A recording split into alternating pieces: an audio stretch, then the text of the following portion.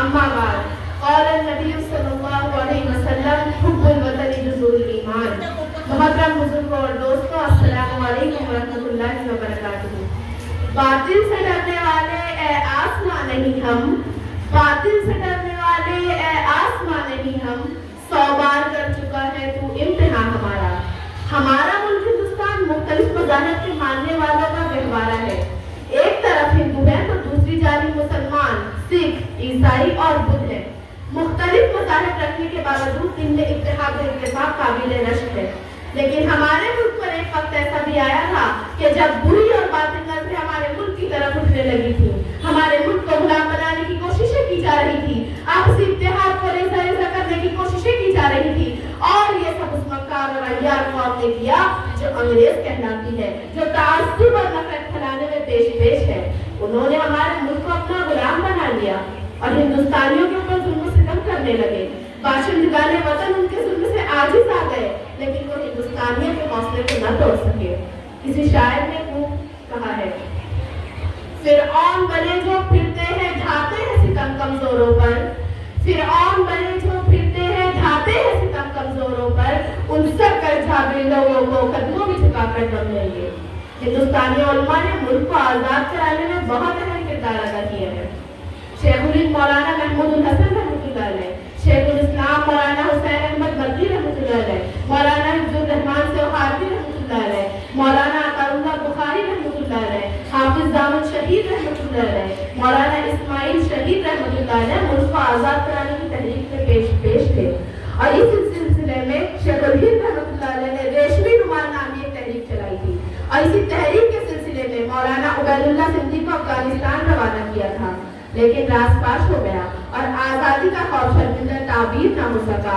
آج بھی بڑے بڑے سیاستدان اس منصوبے کو دیکھ کر دانتوں تلے انگلیاں دبانے پر مجبور ہو جاتے ہیں اور یہ کہنے پر مجبور ہو جاتے ہیں کہ اگر شیخ الہند رحمۃ اللہ علیہ کا یہ منصوبہ کامیاب ہو جاتا تو ہندوستان کو آزاد ہونے سے کوئی نہیں روک سکتا تھا۔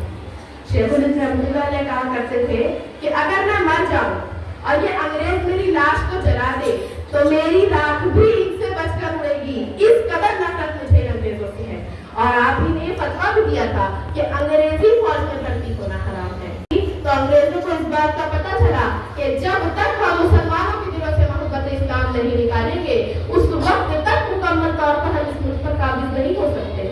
لہٰذا انہوں نے چن کر مسلمانوں کو عموماً اور مسلم علماء کو خصوصاً اذیتناک تکلیفیں دینی شروع کر دی۔ ظلم اپنے انتہا کو پہنچ گیا جب انہوں نے مسلمان خنزیر کا گوشت کھانے پر مجبور کیا، اور اس سے بھی انہیں اپنے مقصد میں کامیابی ملتی نظر نہیں آئی تو انہوں نے مسلم علماء کو پھانسی پر لٹکانا شروع کر دیا۔ مورخ لکھتا ہے کہ دہلی سے لے کر شاملی تک کوئی درخت ایسا نہیں تھا جس پر مسلم علماء کی گردنیں نہ رکھی ہوئی ہوں۔ انہیں اس بات سے کوئی غرض نہیں تھی کہ اس نے کوئی جرم کیا بھی ہے یا نہیں، مجرم ہونے کے لیے اتنا کافی تھا کہ وہ مسلمان ہو، اور مسلمانوں میں عالم ہے تو اس سے بڑا جرم تو کوئی ہو ہی نہیں سکتا۔ شیخ الہند رحمۃ اللہ علیہ جب مالٹا سے رہا ہو کر تشریف لا رہے تھے تو بمبئی کے ساحل پر عوام کا سیلاب آپ کے استقبال کے لیے امٹ پڑا، اس بات کے انتظار میں کہ شیخ کئی سالوں کے بعد رہا ہو کر آ رہے ہیں، ہمیں آپ کی نصیحت سننی ہے کہ آپ کیا نصیحت فرماتے ہیں۔ اس موقع پر شیخ نے عوام سے مخاطب ہو کر فرمایا تھا کہ سب کچھ برداشت کر لینا، بھوک پیاس برداشت کر لینا، لیکن اگر باطل مدارس کیا ہے ان پر آفت آنے والی ہو، باطل ان پر بری نظر ڈالنا ہو تو اسے بالکل برداشت نہ کرنا، ان کی آنکھیں نکال لینا، اس لیے کہ یہ مدارس ہمارے تحفظ ایمان کا ذریعہ ہے، یہی ہماری روحوں کو زندہ رکھتے ہیں اور ہمیں روحانی غذا فراہم کرتے ہیں۔ آج بھی ہمارے بعض بھائی ایسے ہیں، ان میں اتنا تعصب بھرا ہوا ہے، ان کی ذہنیت اتنی گندی ہے کہ وہ کہتے ہیں کہ مسلمانوں نے ان کو آزاد کرانے میں کوئی کردار ادا نہیں کیا اور نہ ہی اپنا جان و مال قربان کیا۔ ان احسان فراموشوں کو دوٹوں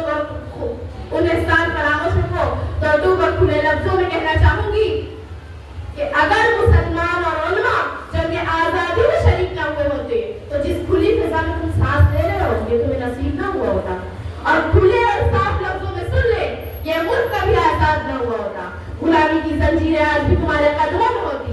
مسلمان کل بھی اپنے وطن کا وفادار تھا اور آج بھی ہے، ملک کی خاطر اپنا جان و مال سب کچھ قربان کرنے کے لیے تیار تھا اور ہمیشہ رہے گا، اس لیے کہ ہمارے نبی نے نہ صرف ہمیں ملک سے وفاداری کا سبق ہی دیا کیا ہے۔ اللہ متاثر لوگوں کو ہدایت دے اور ان میں بھی وفاداری پیدا کرے۔ اس شعر کے ساتھ اپنی بات کو ختم کرتی ہوں۔ جب گلستہ کو خون کی ضرورت پڑی سب سے پہلے ہماری ہی گردن کٹی، جب گلستہ کو خون کی ضرورت پڑی سب سے پہلے ہماری ہی گردن کٹی، پھر بھی کہتے ہیں ہم سے اہل چمن یہ وطن ہے ہمارا تمہارا نہیں۔ وآخر دعوانا الحمدللہ رب العالمین۔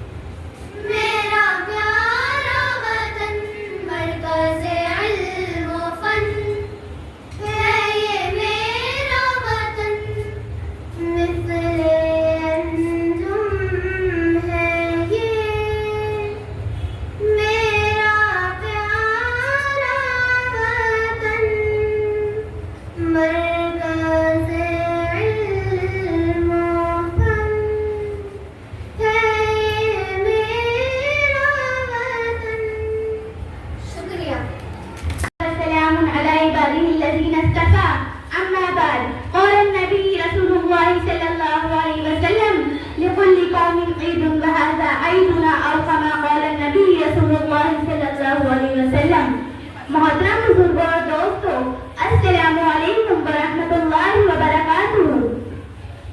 آزادی ایک بہت بڑی نعمت ہے۔ اس نعمت کا ہم اللہ سے جتنا شکر ادا کرے کم ہے، اور حقیقت تو یہ ہے کہ ہمیں اور آپ کو اللہ نے آزاد ملک میں آزادی کے ساتھ وجہ سے ہمیں آزادی کی صحیح قدر و قیمت معلوم نہیں. آزادی کی صحیح قدر و قیمت جاننا ہو تو غلام سے اس کی قدر پوچھو. مثل مشہور ہے کہ آنکھوں کی قیمت اندھے سے پوچھو, علم کی قیمت جاہل سے پوچھو, کھانے کی قدر بھوکے سے پوچھو, صحت کی قدر مریض سے پوچھو. آپ صلی اللہ علیہ وسلم نے فرمایا کہ ہر قوم کے لیے کچھ دن خوشی کا ہوتا ہے اور جشن کے موقع پر ہمیں خوشی منانا چاہیے. اور ہم اپنی خوشی میں اتنے مست نہ ہو جائے کہ لوگ فکر پر پورا آواز میں بجانا شروع کر دیا. اس بجانے کی وجہ سے کسی کی نیند میں خلل آ رہا ہو یا کسی کی نماز میں رکاوٹ پیدا ہو رہی ہو. ایسے خوشی منانا, ہمارا اسلام ہمیں ایسے خوشی منانے کی اجازت نہیں دیتا اور ایسے خوشی منانا ناجائز اور حرام ہے. ہمارا اسلام ہمیں جشن منانے سے نہیں روکتا, لیکن ہمیں اس طرح سے جشن منانا چاہیے کہ دوسروں کو تکلیف نہ ہو, کوئی غمگین نہ ہو. ہمارا اسلام ہمیں یہ سکھاتا ہے کہ تم زمین والوں پر رحم کرو گے تب جا کر آسمان والا تم پر رحم کرے گا, تب جا کر آسمان والا تم پر رحم کرے گا. ہمارا مذہب ہمیں اس طرح سے خوشی منانے کی اجازت دیتا ہے کہ کوئی غمگین نہ ہو. ہم اس طرح سے خوشی منائیں کہ ہمارے خوشی منانے سے دوسروں کو بھی خوشی ملے اور ہمیں بھی خوشی حاصل ہو. ہمارے اللہ اور اس کے رسول ہم سے راضی ہو. اس شعر کے ساتھ اپنی بات کو ختم کرتی ہوں. یا رب کسی سے چھین کر مجھ کو خوشی نہ دے, جو دوسروں پہ پار ہو وہ زندگی نہ دے. وآخر الدعوانا الحمد للہ رب العالمین. السلام علیکم ورحمۃ اللہ وبرکاتہ.